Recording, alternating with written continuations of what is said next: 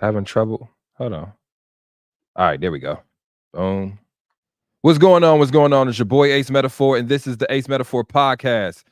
We trying something different today, so I'm gonna need you guys to uh to bear with us. We got this stream going, and it should be excellent. I got some guests on here. I got SD, the whole face expert. SD, what does that mean? The whole phase expert. Yeah, what does that mean? It means that I spent a lot of time in my whole phase, and now I'm here to try to help the women understand men that's in their whole phase, how they think, the different things that they do, the games that they play, so that women can maneuver around them Yeah. or get with them if they want to get with them. So Okay. that's what I do. All right. Allison, what's up? What's up? Tell us about yourself. Allison, can you tell me about yourself? Oh, yes, absolutely. So, hello, everyone. My name is Allison. I am a certified dating and relationship coach, and I primarily work with busy professional women to move them from frustrated with dating to happily married. All right. Well, listen, let's get into it. So we got a question. The question was, how do you know if you wifey material? And you know, I got a good feeling that it's gonna be a lot of people in the comments section that's gonna have a problem with some of our talking points. So I'm gonna just because SD, you were on the live first. SD, how would a woman know? Hold on, matter of fact, what does a guy look for if he's looking for someone that's wifey material? I would think that most men, including myself, gonna look for a woman that is classy. Mhm. She's modest in how she dresses. She's hardworking, but not necessarily in the secular world.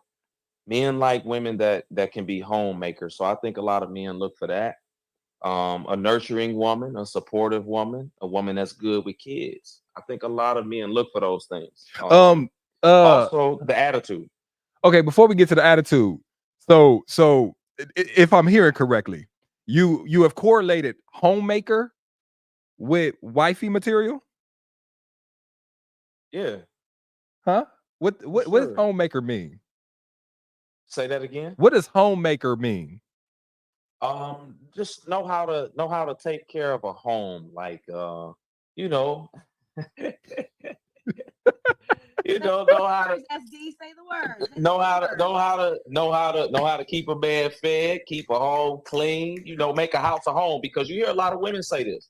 Women say, yeah, you got a house, but I can make it a home. Okay. Make it warm, nice for him to come in and be happy to be at home. So, his backbone. Oh, somebody in the comment section said, also you want a slave. What would you say to that? Um, I'd say that she is crazy. Oh, okay. That's what I would say personally, because slave is not in homemaker. I'll tell you what a slave is. Let me tell you what a slave is. A slave is I ain't gonna even say that it's a slave, but a lot of women want a man to go to work Uh-huh. to be able to provide, correct? Okay. For her to be able to take her shopping or take her on trips and do all of these things, put her on his life insurance, put her on his pension, all of these here things that a women want. Men don't say that's a slave. Men say, okay, that's my woman, that's my wife. Those are things that I want to do for my woman.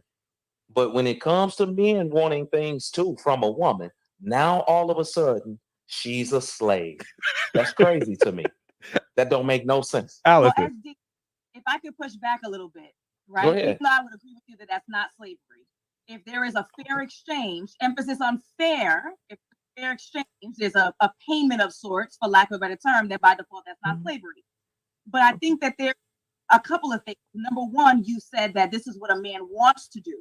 If you are living in the Western Hemisphere, under the inflation that we're living under the government system that we're living under, most people, and they talk about what the average salary is for Americans and for men and Black men, they cannot afford to financially carry an entire household. I think one of the problems is that the folks who are speaking like you may be doing well for yourself. You may be in a position to carry an entire household, but the average American, the average man average Black man financially cannot. So when we're talking about that man working his 40, even 50 hours, I'll give him 50 hours, but still has an expectation because financially he cannot have an expectation that his wife or girlfriend is contributing close to 50%. He may desire 100%, but we're not there statistically. But then, so that's a 50-50 split, but then doesn't have a 50-50 split on the childcare, doesn't have a 50-50 split on the laundry and the cooking and the cleaning. On top of, and some might argue, well, you got to cook and clean anyway. Yeah, I'm cooking and cleaning for 3 more people, right? I'm picking up somebody else's dirty socks. I'm flushing your toilet when you don't do it. It's just not the same thing. So in theory, that sounds great. But in reality and in practicality, we don't have men who can statistically cover the entire household so that it wouldn't be an equal bargain. That's why I think this one might be saying slavery. Can I ask this question? Can I just SD rebuttal? My bad. Go ahead. The question was, what do men look for? The breakdown of the household was not in the discussion at that particular point. So men look for that homemaker. We hadn't got into the breakdown of everything yet. So I agree with you. If a man requires a woman to work full time and do those types of things, then he should also be cooking, cleaning, taking care of kids or whatever the case, just as much as her, to help her on her end because she's helping him on his end. So I agree with that, but that wasn't part of what most men look for. That's all. Okay, so before we got onto the homemaker, because let's be clear. And I cannot wait for them to call me simps in the comment section. I just cannot wait. But the reason I say that is there's a lot of women that's bringing homes to marriages. There are a lot of women that have homes prior to, what I'm saying, that made their own homes for themselves. So my question to you, SD, is that more attractive to you, or do you think it makes it harder for that type of person to date? That she has her own home. Yeah. Is it more attractive to me, did you say? Yeah, because I guess what I'm saying is, like, if looking for someone as a homemaker, are you meaning your home? But what if she has her own? What if when you come into that union, she's not only bringing a home, she's bringing a career, she's bringing finances, she has equal footing to you financially. Do you think a woman like that, it makes it more difficult for her to find what she's looking for in the dating world? Absolutely. I think the more money a woman makes, the more she prices herself out of the dating pool. Unfortunately, it is what it is. Because typically, and I say that because typically women that make nice money want a man that either makes what they make or above. So if a woman makes 100,000, let's just say, only 15% of men make 100,000 or more. Cut that in half because half of those men are married. So you're talking roughly 8%. Okay, let's just say of men. And then if she wants them black, cut that in half to 4%. So now she has such a small pool of men to choose from. You know what I'm saying? That fit her criteria for men, that it makes it extremely tough for her to actually get these types of men because so many other women want him. So I think it hurts them, but it is what it is. So let's refocus this. So when we're looking for, as men, if we're saying a woman, we're looking for what would I define a woman as being wifely type, right? And so you had mentioned certain things, and then you got to attitude. When you mentioned attitude, now, but before we go there, SD, we know this is a slippery slope when we talk about women and attitude. Slippery slope. So when you say attitude, what are we meaning? Attitude. Well, nowadays, me and Allison was talking about this. Now we have the "I don't need a man" attitude. Okay. I'm strong, independent, alpha woman that don't need a man. Most men don't want to be bothered with that type of attitude, where a woman just feels like she don't need a man in her life. Because like anything else in our lives, if we don't feel a need for it, we're gonna treat it just so. Yeah. Like we want it. It's cool for the time being. But when I'm tired of it, it's not important. I don't care what happens to it. I don't even care if I lose it because I never really needed it. So when that attitude is out there, it's more selfish, it's more combative, it's more unpleasant, that type of attitude. And those are things that men typically shy away from. That's why so many women that have those attitudes are single right now. Well, see, this is the thing, SD. I hear what you're saying, right? Mhm. The way that I perceive it, though, is that I would prefer to be wanted versus needed. The way that I see need as a new mom with a baby, right? My kid needs me. Without me, this kid would literally die. They could not eat. They would soil themselves. They would not learn. They would literally not be able to function. My child needs me. So how much of the hugs and the kisses and the sweetness am I getting from the kid because they genuinely love me? Or how much of the hugs and the kisses and the sweetness do we get from our kids because they need $20 to go to the mall with their friends? They need to get their cell phone paid. They feel a need to dress fly when school starts over, right? So that's how I see need. I don't think need is attractive. I would much rather want, because the way that I see want is, yes, I have other options, but you are the most desirable one to me. And so even though I don't need you in order to live and function and breathe, I want you. I'm not going to let you go. That's how I see it. But I understand your argument. Now, so I like words. I like definitions. So the definition of need is to view something as essentially important. The definition of want is the desire to possess something. So I know that a lot of women take the word need and make it as a negative thing, right? No, you don't need a man to survive, pay your bills, but you would like to have a family, get married, and have kids. If you don't view that as a need from a man because they bring structure, guidance, and discipline, to me, that's an issue. Want, because you view him as essentially important to your life. Now, if you just want a man, that's the desire to possess something. It's like a car. I desire to possess my car. When that desire is gone, guess what? Forget it. I get another one. I desire another one. But when you need something, you treat it as it's essentially important. It might not be to pay your bills or for survival, but you understand the importance, the security, the logical decision making, the guidance, the structure, the discipline for kids. Those things can be seen as needs in your life because you're a woman and you would like a man to lead your life because you don't want to do it by yourself. I think you give men way too much credit. Why? For men, you gave a 3-point. Men give structure, guidance. Blah, blah, blah. Some men, the men around you, right? The kind of guys that you foster relationships with, your circle. And I'm sure there's a lot of mommy chicks too. But I'm just saying, when we think that this is what men offer, like if it's a given, like McDonald's offers Big Mac. Every single McDonald's you go to, you're gonna get a Big Mac. Every single man does not offer this guidance and structure and all of those things. So that's why I think it is important that women are also very particular about want versus need, because need is going to be desperation. I want any man just so I can say that I have one, versus want is you are so important to me. You as you, Ace, you, Allison, individual. It's so important to me that I want. I don't want to let you go. Point, is that a point? SD, because I'm gonna be honest with you. This is me listening to the conversation.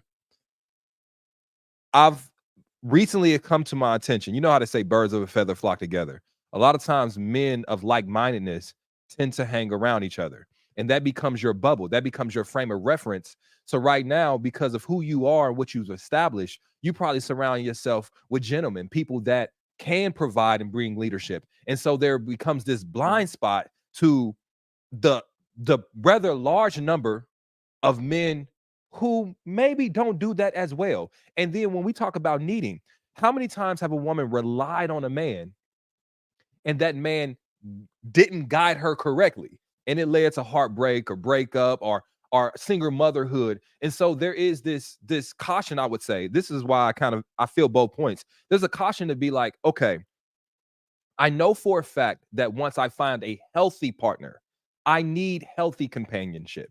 You know what I'm saying? That's a need of human beings. I need a partner that I can depend on in an interdependent level, because you know what? We got a family, we got bills. I need this person to do what they say.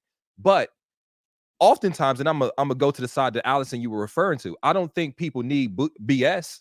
I don't think people need being led on. I don't think people need people that are going to be toxic and draining in their lives. So I think it's rather difficult to have a blanket statement. But I agree with what you're saying. To get back to your point, I agree with what you're saying as far as when a man is looking, though. And Allison, this is the part I'm gonna push back on you. I get why you would say the one, right? Because I feel like men and women are inherently different. I think it is important for men to feel needed.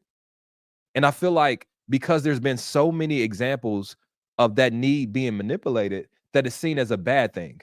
But if you are a healthy man, that you are a protector and a provider, sometimes feeling needed is a way a man can feel loved. And it doesn't mean that you need me to breathe or you need me to not die. You know what I'm saying? If I leave, you're going to die. But it's like, I'm so important. I provide so much value to this relationship that it is a need for you. And so a lot of men feel loved. Is that a bad thing, SD? Do you think that's a bad thing?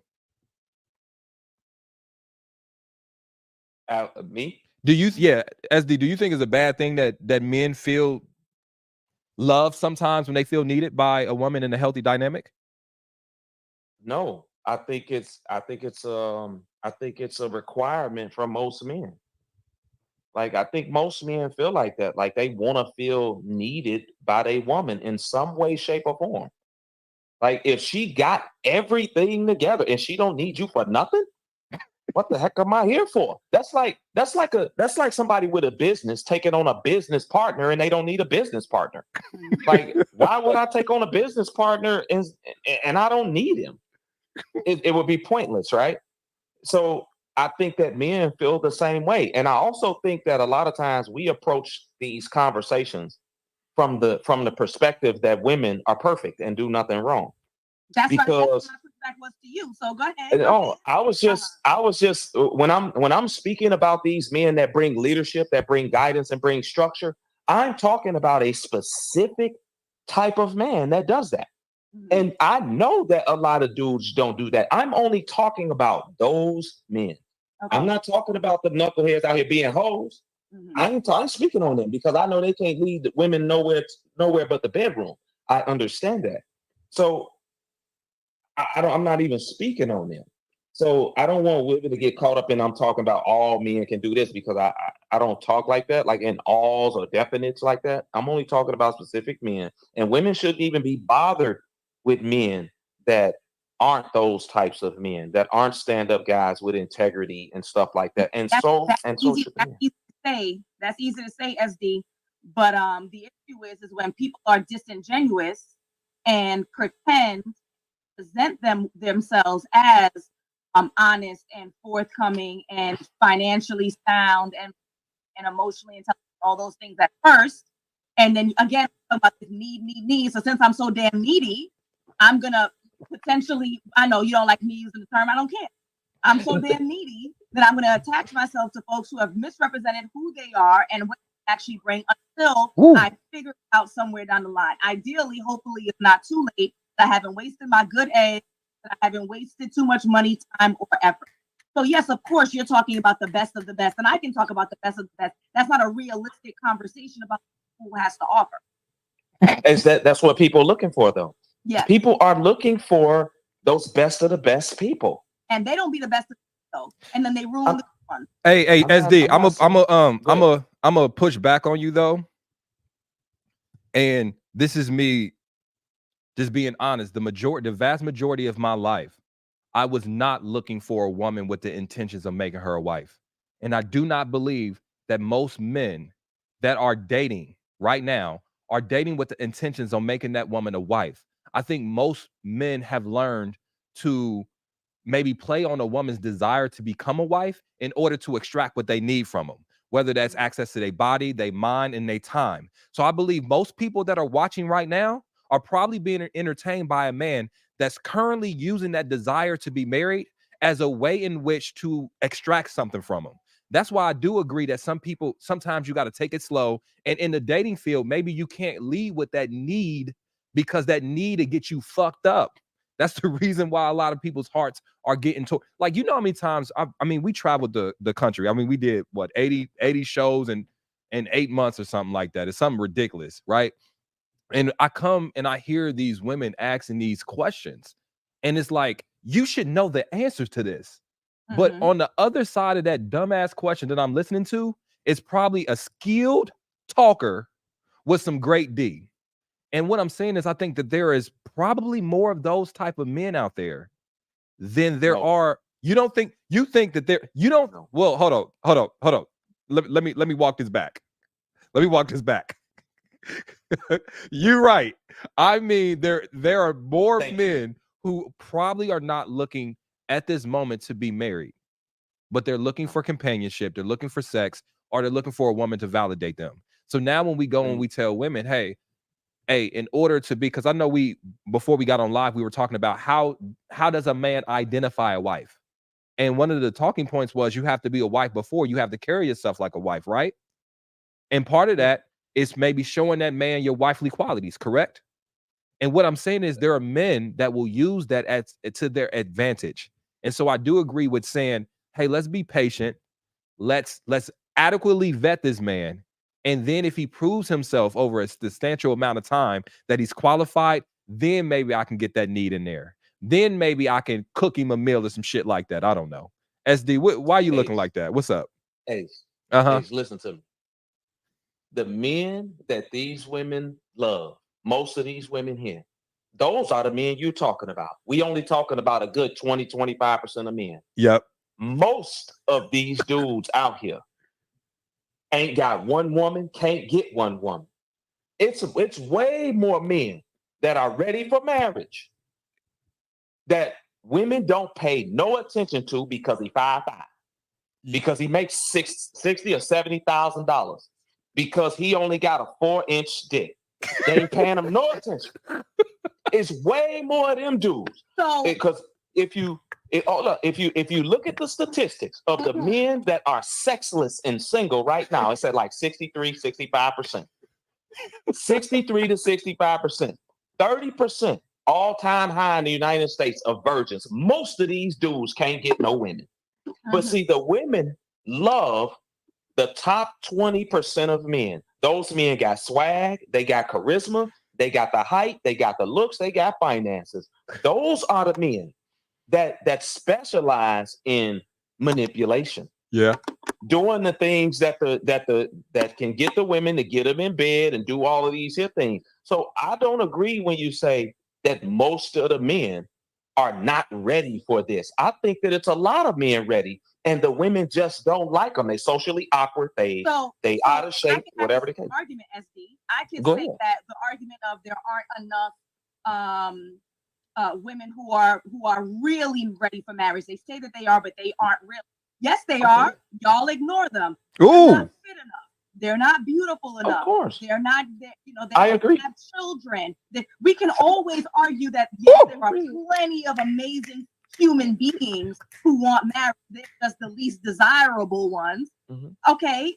So I would not argue that you're wrong, but we can say the same thing for women. Of course. The issue is that some of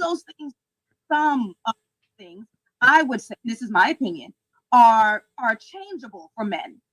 They're changeable. Other than height, you can make more money. You can get more fit.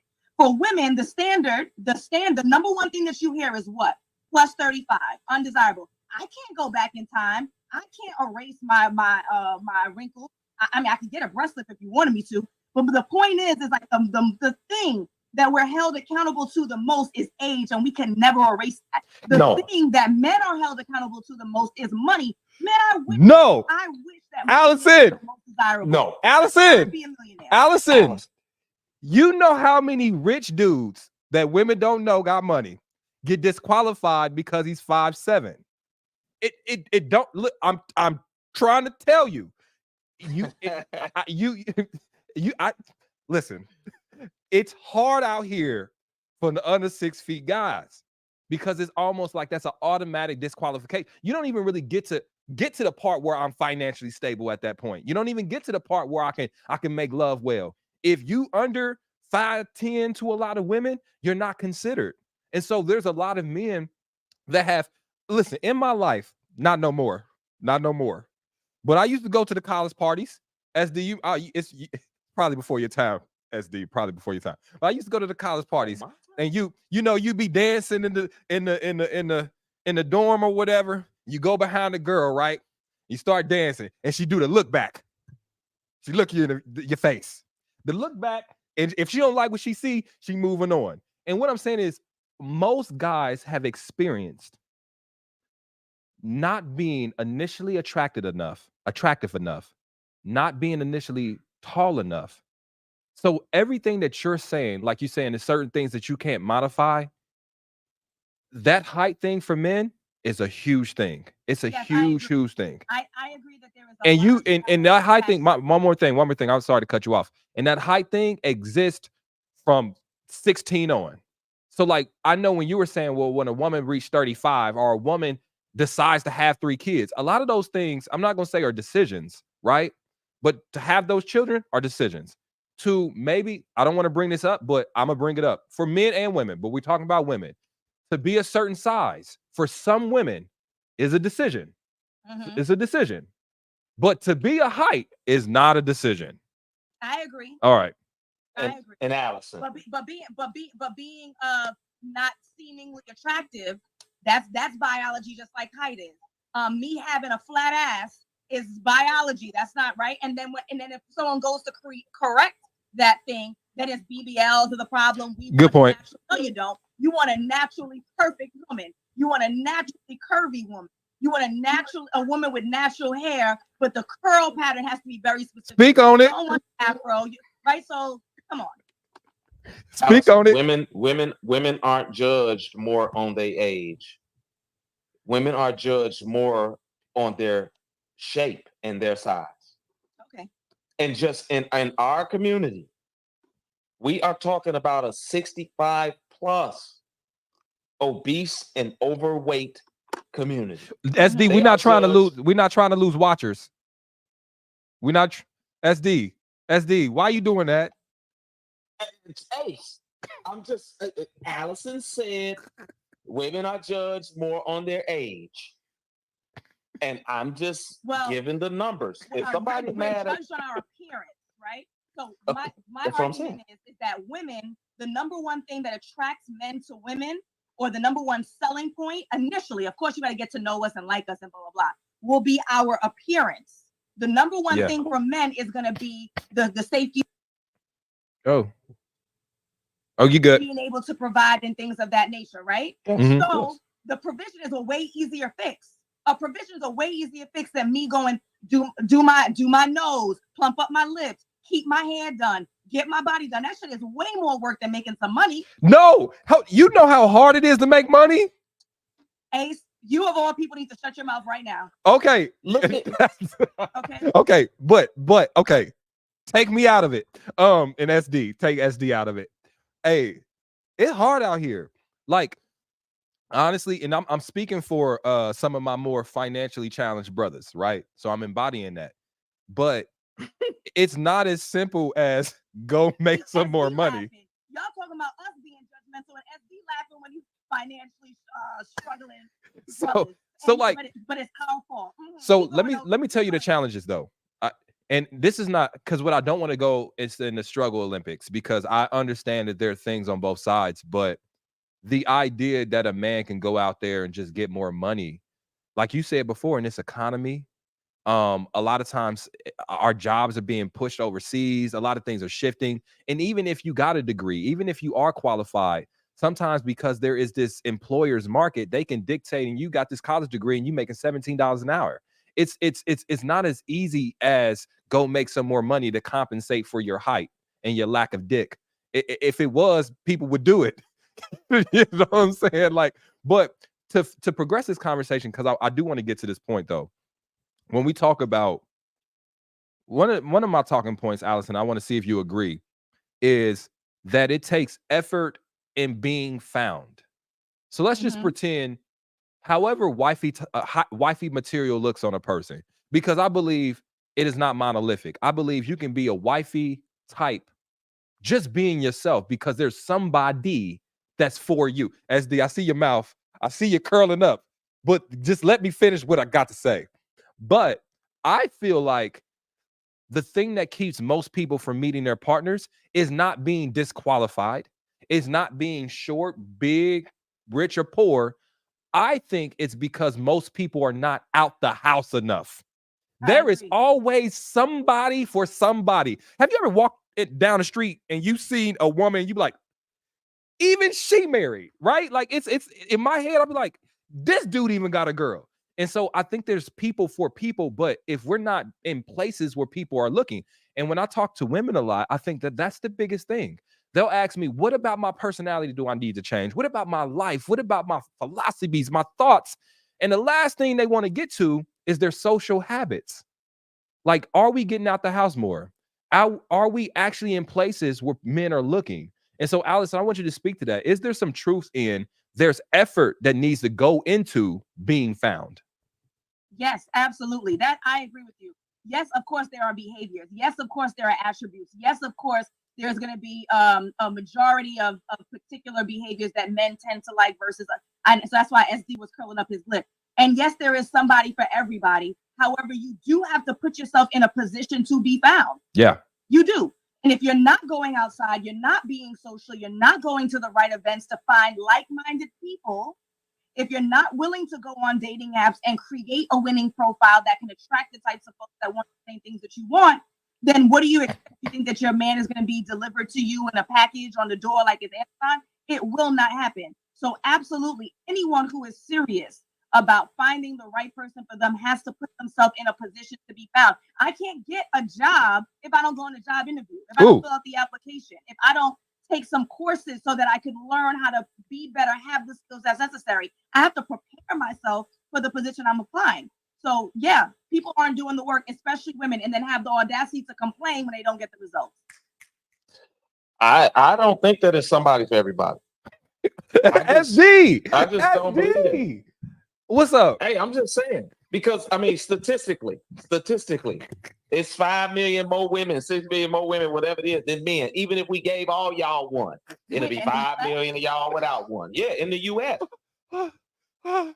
This camera went out.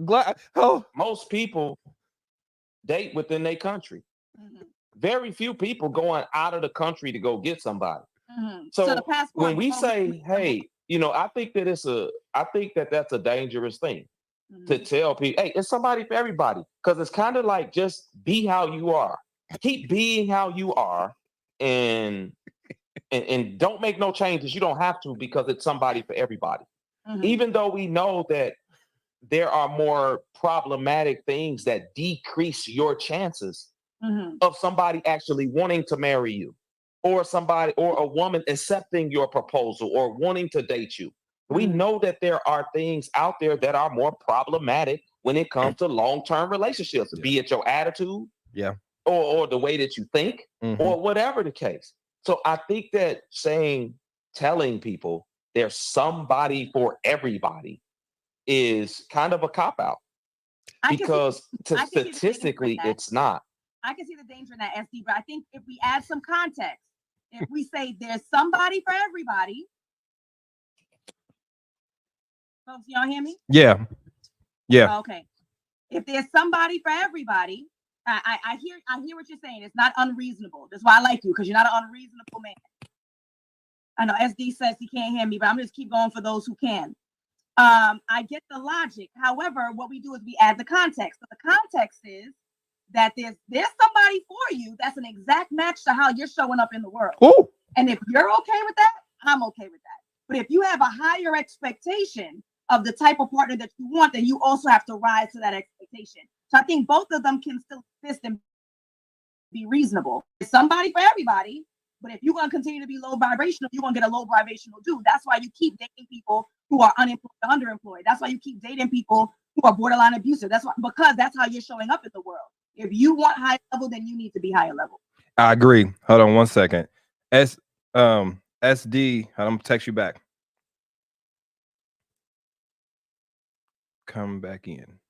We got to get SD sound back. SD, if you can exit out and then come back in. All right. Now, Allison, I'm gonna be honest with you. You speaking on that level, and I think that that's where this is the tough part of this conversation. Because I'm gonna be honest with you. This ain't men or women. This is people. I think a lot of people overestimate their dating value. And this is not me saying, though, that you are not worth it. I'm saying, though, you are worth what you are putting in. And oftentimes there's a lack of effort to match what exactly that you want. So now we're teaching people, hey, again, like I said, show up as yourself and you're going to get the guy you want. But here's the thing, ladies, that man of your dreams, you also has to be the woman of his. And that's what the disconnect be sometimes. It's like, are we doing the necessary work to command what we want? And it's almost like everything but love, we're okay with that expectation that you got to work to eat. You got to, if you want a good job, you got to go to school, you got to do, we have that expectation. But when it comes to relationships, I think there's an expectation that people should just love us for us. And to your point, there is a person that will, but maybe it's wide hip Larry and you don't like wide hips. And so my point I'm trying to make is maybe, just maybe, you got to work in harmony with the things you are requesting and desiring from the dating world. And let me tell you this, I'm gonna try to get SD back, but I know we started a little bit late and we got to get y'all to bed. All right, Allison, thank you so much for joining us. And we're gonna try to do this more often. I'm gonna try to do Wednesday night lives. Okay. And you know, it's been so long since I ain't been on the stage with you since what, February, New York or something like that. Yep. February, New York. You know, oftentimes not that I forget, but it's nice to be reminded how dope you are at this. So everybody, if you enjoyed her, can you get your IG real quick so they can follow you? Yeah, it's there as my name. I hope it's showing at the bottom. Align with Allison, ALIGN with Allison, ALISON. All right, I'm gonna do a post too on my feed to tag you guys so that people can go follow you all. But thanks so much, Allison. I appreciate you. And SD, I'm glad he was talking so much that the camera said, "Nah, man." So much shit. Yeah, it said, "Nah." All right, well, you get to bed. Hey, Instagram, Facebook, YouTube. I'll see y'all later. Peace.